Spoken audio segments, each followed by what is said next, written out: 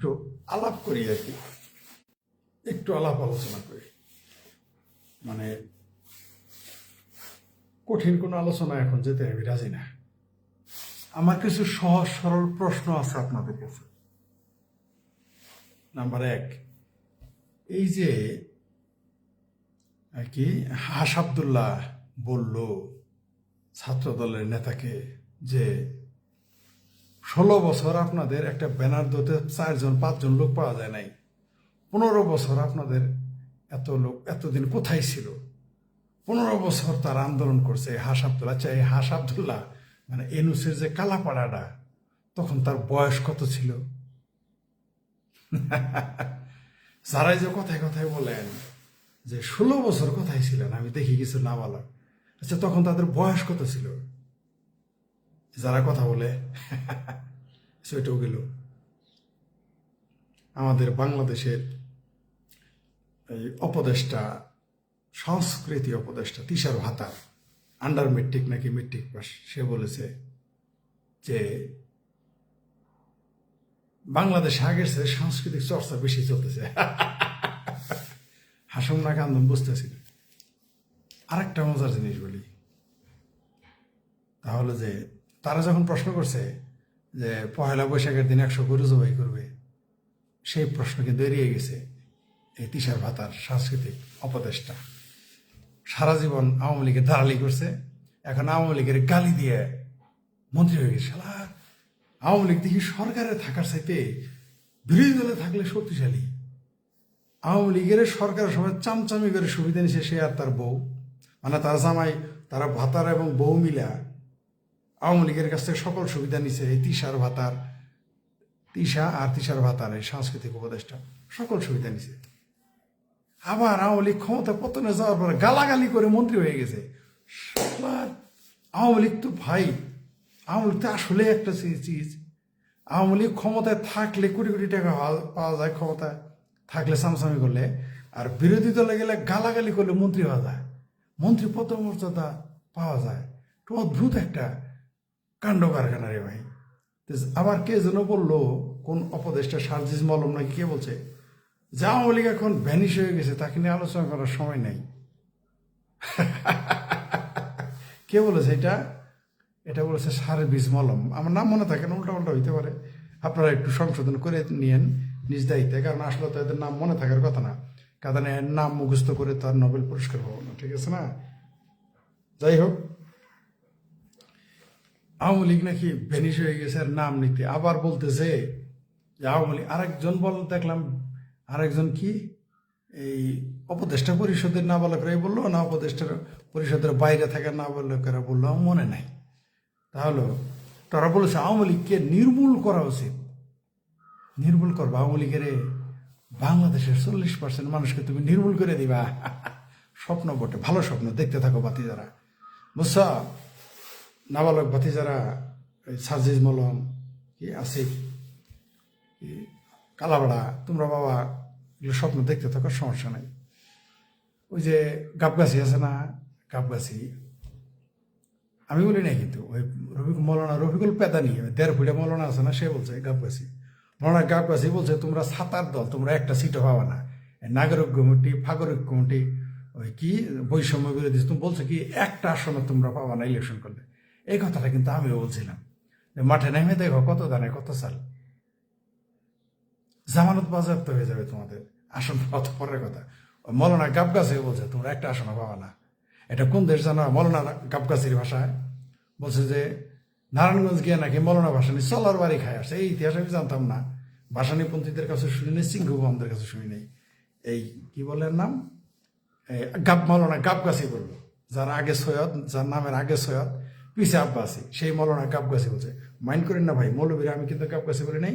মৌলানা পেদানি বলছে, ওই যে 1.5 ফুটি মৌলানা, ওই যে হেফাজত এবং জামাতের যে ক্রস খচ্চর মৌলবী আছেন একটা 1.5 ফুটা, যে জোশে হোশ হারায় যে লেগেছিল, মামুনুল পাইনুলের যেটা দেহরক্ষী আর কি, সেই 1.5 ফুটে 3 ফুটি মৌলানা নাকি একটা আছে এরকম, ওই মৌলানা আর কি, সে বলছে গাবগাছি, আমি বলি নেই। তাই আমার গালি দিয়েন না, মাইন্ড করেন না আবার কেউ। সেই গাবগাছি বলছে মৌলানা ভাসানী নাকি চলার বাড়ি খায় আসছিল নারায়ণগঞ্জ থেকে, বঙ্গবন্ধুকে সপরিবারে মেরে ফেলেছে। জিয়াউর রহমানকে মেরে ফেলেছে। এরশাদ নাকি 9 বছর রাজনীতি করতে ক্ষমতায় ছিল, 10 বছর জেল কাটছে। এগুলো হচ্ছে কে বলছে জানেন? ওই গাবগাছি। আমি একটু বলি, এই দেশের রাজনীতি আসলে তোমরা বুঝো না বাবা, বুঝতে পারছো? যারা বৈষম্য বিরোধী আন্দোলন করো বাবা, বাতি যারা, তোমরা আসলেই বুঝো না। যদি বুঝতা, এই দেখো শেখ হাসিনার আম্মা ডাকছো, এখন শেখ হাসিনার আবার কাল্লাগিনি ডাকো, আবার 2 দিন পরে দেখবে আওয়ামী লীগের লোকজনদের আব্বা ডাকতে হবে, বিএনপিদের চাষা রাখতে হবে। এটাই রাজনীতি। গাবগাছির ভাষায় বলতে চাই, তোমরা বাবা আসলে একটা আসলে ভাবা না, পাওয়ার প্রশ্নই আসে না। কারণ নির্বাচন যে কি রাজনীতি, নির্বাচনের যে ক্যারিশমা, এটার যে ভিলেজ পলিটিক্স, কেউ কাউকে ছাড় দেয় না। কুমিল্লায় লাথি উষ্টা খায় বুঝো নাই, এই কুমিল্লার ঘটনা, সরি খুলনার ঘটনায় বুঝো নাই। আবার এক মজার বিষয়, কুয়েটের ঘটনায় একটা দেখলাম, মায়ের খেলেই হয়ে যায় মায়ের খেলেই হয়ে যায় সাধারণ ছাত্রছাত্রী, আর জিতলে হয়ে যায় বৈষম্য বিরোধী নেতার শিবিরের নেতা। বাহ, মৌলবীদের মতো। যখন তারা কথা বলবো রাজনীতির ব্যাপারে, তখন বিরাট বড় নেতা। মায়ের খেলে মৌলবী মারছে, ইসলাম ক্ষত্রে ভাই বাংলাদেশের রাজনীতি নিয়ে কথা কবে, যখন মৌলবীদের ঘেটির মধ্যে 2টা লাগাই দিবেন, পাশায় 2টা কিক মারবেন মৌলবীর, বুঝতে পারছেন? সেটার মধ্যে 2টা লাথি দিবেন মৌলবীদের, তখন মৌলবী ইসলাম গেল, ইসলাম গেল। এই সুধীর ভাই, তুই রাজনীতি করতে এলে লাথি খেলে তখন ইসলাম যা, আল্লাহর পোহালা। বলৎকার করে বলা যাবে না, কে ইসলাম গেল, ইসলাম গেল। বলৎকার করবে মৌলবীরা, তা বলা যাবে না। একটু আলাপ করতেছি আর কি, আজকে কোনো প্রসঙ্গই নেই, ঠিক আছে? ওই মানে আমার খুব বুদ্ধি বেশি, আজকে আসে ঠিকঠাক করে গেছে, পাসওয়ার্ড নেই তাই ওই শেয়ারিং নেটওয়ার্ক দিয়ে চালাইতে হইতেছে। মানে আমার আকল আসলে লস হয়ে গেছে ভাই, এত সেই ব্যাককলদের নিয়ে ভিডিও বানাইতে বানাইতে আমার আকল কমে যাইতেছে। পাসওয়ার্ডই লিখে রাখিনি, চলে গেছে তারা। আর এই দেশে ভাই একটা স্টাফ আনা যে কি কঠিন রে ভাই, এই নেটওয়ার্কের 5 দিন বলার পরে আজকে আসছিল, আবার যাওয়ার সময় পাসওয়ার্ড লিখে দিয়ে দেয়নি। আমি বলছি সব ঠিক আছে, কারণ আগের নেটওয়ার্ক চলতেছে, আমার তো মনেই নেই, ঠিক আছে? তো ধরা গায়ে গেছি। তো যাই হোক, একটু একটু আলোচনা করি আর কি, একটু আলোচনা। জি,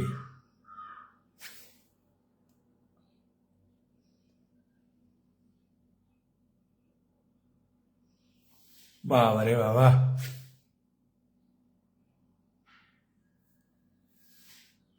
কি কইতেছিলি কি?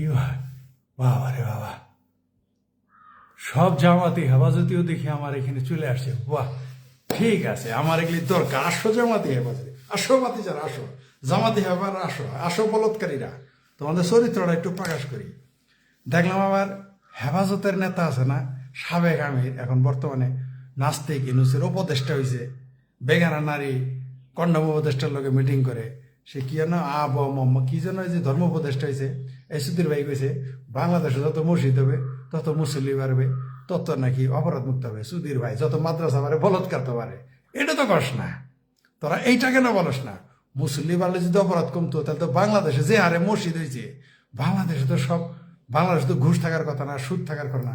আবার এই মৌলবী সুধীর ভাই, এই যে ইয়াফম কি নাম আর ভুলে গেছি ভাই, এই যে উপদেষ্টা, ধর্ম উপদেষ্টা যেটা হয়ে আছে, উপদেষ্টা নাস্তিক এনুসের ধর্ম উপদেষ্টা, যে সুধীর ভাই হয়েছে হেফাজতের সাবেক নেতা। এ সুধীর ভাই আরো বলছে সুদ খায় হেফাজত করলে হবে না। আরে তোর, তুই যার অধীনে আছো সেই চালাই তো সুদখোর। ইউনুসের সুদখোর না, সুদের মহাজন। তারপরে জামাত তো সুদের ব্যবসা করেই তারা চলে, তো ওগুলো কষ্ট রাখে বেটা। মানে সুদের আন্ডারে থেকে সুদের বিরুদ্ধে কথা কয়, এরা কত বড় হিপোক্রেট। জামাতে হেফাজতি মানেই শালা হিপোক্রেট, ধর্মান্ধ তো পটে, এরা মৃত্যু ধোকাবাজি হইতেই হয়।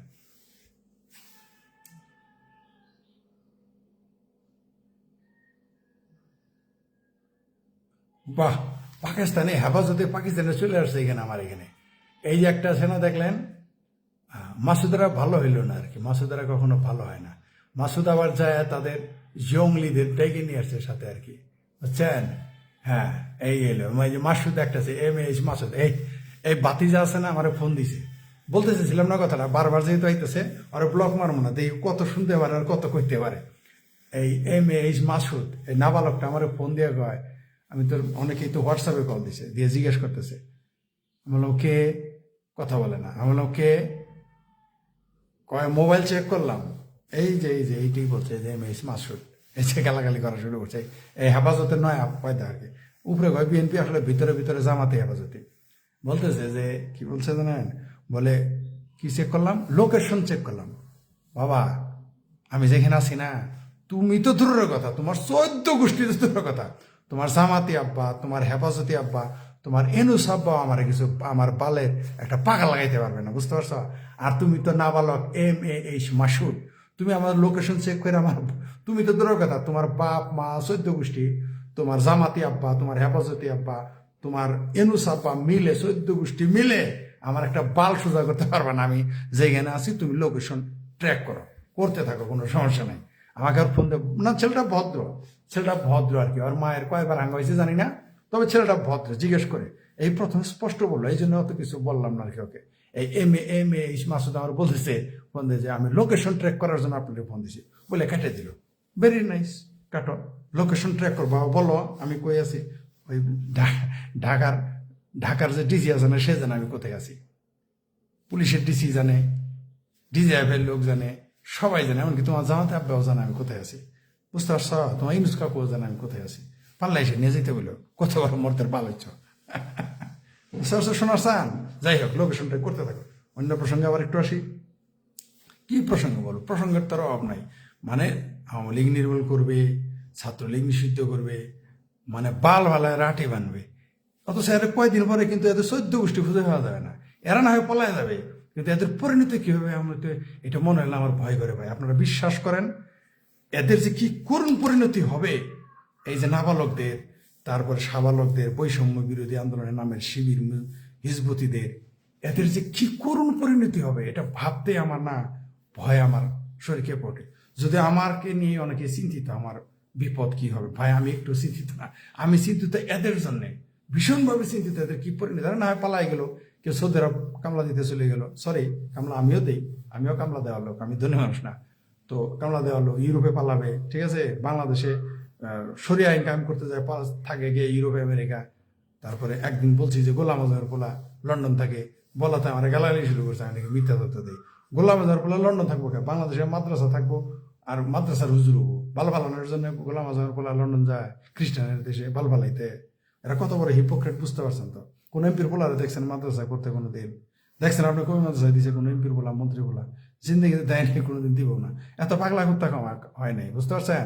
ওই যে বাংলাদেশে মসজিদ বানায় 2 কোটি টাকা খরচ করে, 1 কোটি টাকা খরচ করে, পোলা পাঠায় কিন্তু আমেরিকা, কানাডা, জার্মানি, ইউরোপ, অস্ট্রেলিয়াতে, বুঝছেন? আমি যাদের শুনছি যে ইউরোপ, আমেরিকা, অস্ট্রেলিয়া, কানাডায় গেলে মানুষ খ্রিস্টান হয়ে যায়, এই সমস্ত লোক এখন ইউরোপ, আমেরিকা, কানাডা, অস্ট্রেলিয়ায় থাকে। ঠিক আছে, আরেকজনকে চিনি, তারপর আমি নাচ শিখতে পারে নাই, গান গাইতে পারে নাই, তারপরে বলছে নাচ শেখা হিন্দুরা শিখে, গান হিন্দুরা শিখে। আমি নিজে জানি, মানে যখন থেকে আর পারে না, তখন বলে নাচ আর গান তো হিন্দুরা শিখে। এই হচ্ছে অবস্থা আর কি, বুঝতে পারছেন? একটু মজা করলাম আর কি, কঠিন কথা বলার দরকার নাই। যাই হোক, এই যে চলে আসছে, আসো বাবা আসো, আসো জামাতি হেফাজতিরা, তোমাদের আমি খুঁজি, বুঝতে পারছো? মাদ্রাসার হুজুরেরা তোমারে এবং তোমার পোলাফানেরে, তোমার মা বাবারে পুটকে মেরে গোয়াতে যদি ক্যান্সার বানায় দেয় না, তারপর মৌলবীরা বালা সেলসালায় ভেসতে যাওয়া, যাইতে থাকো, কোনো সমস্যা নাই, তোমরা ভেসতে যাও, তোমাদের গোয়াতে গুজ্জ তারা ক্যান্সার হয়ে যাক, কোনো সমস্যা নাই, তোমরা ক্যান্সারও বানাও, ভেস্ত সেলসালায় যেতে থাকো। মার হাওয়া, জয়।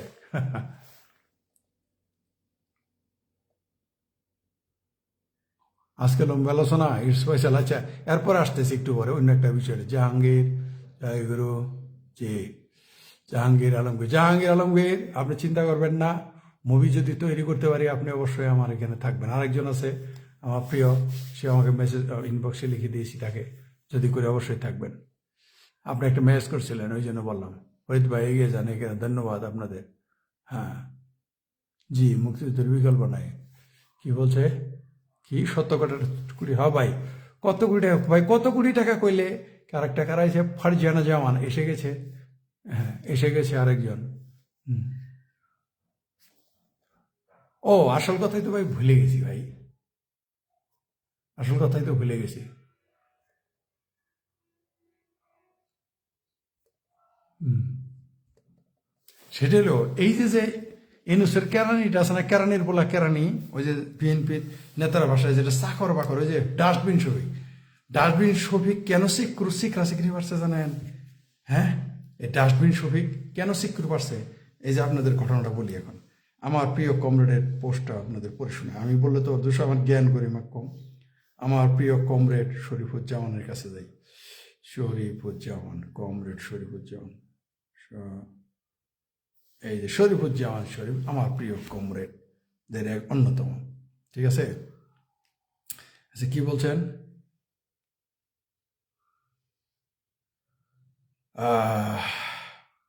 এই যে আমার প্রিয় শরীফুজ্জামান শরীফ টকশো করতে আপনারা তারা দেখে থাকবেন, আমার প্রিয় কমরেড সাবেক ছাত্র ইউনিয়নের নেতা।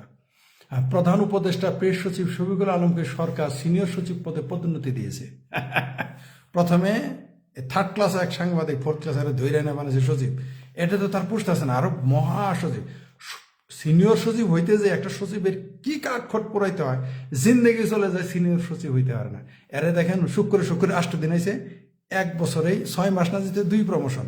প্রথমে টোকাই সাংবাদিক থেকে ধরে আইনে কেরানি বানাইছে, কেরানি থেকে সচিব, এখন সে ফুল সচিব। বাহ, মানে ফুল সচিব মানে সিনিয়র সচিব। শুনেন, 17 আগস্টে তাকে সচিব মর্যাদায় চুক্তিভিত্তিক নিয়োগ দেওয়া। কত তারিখ? 17 আগস্ট।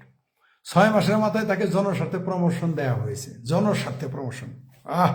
এরকম এখন বুঝছেন তো কিরে এত শেখ হাসিনা, দেখেন শেখ হাসিনা কত শক্তিশালী, আওয়ামী লীগ কত শক্তিশালী। শেখ হাসিনা ডাস্টবিনে জুতা মাইরে সে সচিব থেকে পূর্ণ সচিবে গেল, বুঝতে পারছেন তো শেখ হাসিনার একটা ছবি কত শক্তিশালী, বুঝতে পারছেন তো। এখন বঙ্গবন্ধুর কথা বাদই দিলাম, বঙ্গবন্ধুর যদি ডাস্টবিন বানাইতো বঙ্গবন্ধুর নামে, তাহলে তো পুরা সে এখনই হয়ে যেত, অপদেষ্টা পদও পাই যেতে পারতো, ওই যে তিসার ভাতারের মতো, ওই যে আন্ডার মেট্রিকটার মতো, আন্ডার মেট্রিক ওই যে কি সরোয়ার ফারুকি গাঞ্জাখুর না কি ওইটার মতো। আচ্ছা যাই, 6 মাসের মাথায় তাকে জনস্বার্থে প্রমোশন দেওয়া হয়েছে। এই প্রমোশন তার সুযোগ সুবিধা বাড়বে। তিনি সচিব পদ মর্যাদায় কাজ করেছিলেন গত 6 মাস, এতে পোষায় নাই। কারণ এই জন্যই এত এখন বুঝলাম কেন আওয়ামী লীগে বকর করে সারাদিন। ওর যা বিষয় নাই, যে ডাস্টবিন শপিং আঙ্গুর ময়মনসিংহে পোলা, মানে কেরানির পোলা সচিব হতে তো গোয়া পুলে তো ময়মনসিংহে পাউরুটি হয়ে গেছে, এমনি বাড়ি ময়মনসিংহ, আরো ময়মনসিংহে পাউরুটি হয়ে গেছে। তার উপরে গালাগালি করে এবার গেছে ফুল সচিব, পূর্ণ সচিব, মানে সচিব এবং সিনিয়র সচিব। এইবার তো গোয়া না, এবার তার কি বলবো পেট হইলে কি হয়ে যাব আল্লাহ জানে। যাই হোক, তিনি সচিব পদ মর্যাদায় কাজ করতেছিলেন গত 6 মাস। সুযোগ সুবিধা বাড়িয়ে পদোন্নতির সার্ভিস প্রদানে বাড়তি কেন ভ্যালু যোগ করা হবে আমার মনে হয় না। শেখ হাসিনার সময় পছন্দের আমলাদের ধরে রেখে সিনিয়র সচিব পদমর্যাদা নামে আনুগত্যের পুরস্কার দেওয়া হতো, সমালোচনা হতো সেসব নিয়ে।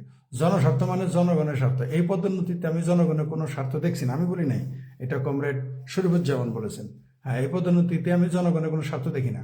গত 15 বছর অনেক আমলা রাজনৈতিক কারণে প্রমোশন পাননি, কিন্তু শফিকুল আলম তো কোনো কিছুই ছিলেন না।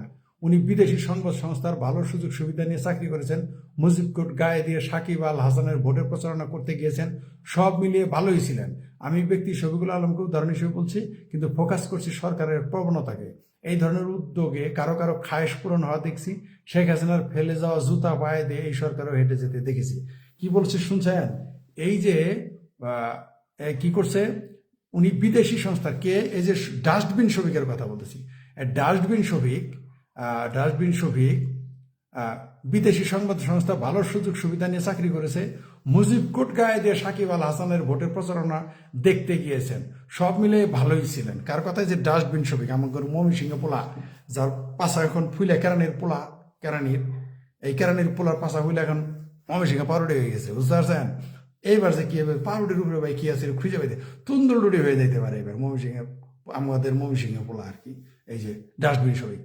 আচ্ছা, এখন এদের এই প্রমোশন এখন বুঝছেন তো, যে আমি যে আপনাদের বলি জীবিত বঙ্গবন্ধুর চেয়ে মৃত বঙ্গবন্ধু অনেক শক্তিশালী, আর ক্ষমতাবান শেখ হাসিনার চাইতে ক্ষমতাহীন শেখ হাসিনা অনেক শক্তিশালী। তা প্রমাণ এই ডাস্টবিন শফিক চামচামি করে দেখেন কি করে ফেললো। আগে শুধু চামচামি করতো, মুজিব কোট গায়ে দিয়ে বিভিন্ন নৌকা মার্কার পক্ষে চাফা মারতো, মেরে কিছু কামাই করেছে, তখন কিছু হয়নি। কিন্তু যেই না শেখ হাসিনা ক্ষমতায় চলে গেল, গালাগালি করার কারণে সে অলরেডি সচিব হয়ে গেল, তারপর আরো বেশি গালাগালি শুরু করলো, তারপরে সে এখন সিনিয়র সচিব হয়ে গেল। বাবা রে বাবা, বুঝতে পারছেন? মানে পুঁটি মাছ হয়ে গেল বুইটা মাছ, চোখে দেখা আসলে বুইটা মাছ হয়ে গেল, বুঝতে পারছেন? আসলে আমি কি যে ভুলটা করলাম রে ভাই। আমার মনে হয় আওয়ামী লীগের গালাগালি করলে অন্তত এই ছবিগুলো পত্র আমি পাইতাম ভাই, যদি আওয়ামী লীগের গালাগালি করতাম। কি ভুল করলাম জীবনে, আর একটা ভুল বোধ হয় আমি জীবনে প্রচুর ভুল করেছি, মনে হয় আর একটা ভুল করলাম। এই মুক্তিযুদ্ধের পক্ষে কথা না বলে শেখ হাসিনারে বঙ্গবন্ধুরে আওয়ামী লীগের ইচ্ছা মতো গালাগালি করলে মনে হয় একটা বড় পথ পাই যেতাম, এরকম একটা না একটা কিছু পাই যেতে পারতাম। কি ভুলটা যে করলাম রে ভাই, তাই না? যাই হোক, অনেক আলাপ করলাম, একটু কথা বলতে অনেক বেশি বললাম। এরপরে আবার আসতেছি পরবর্তী লাইভে।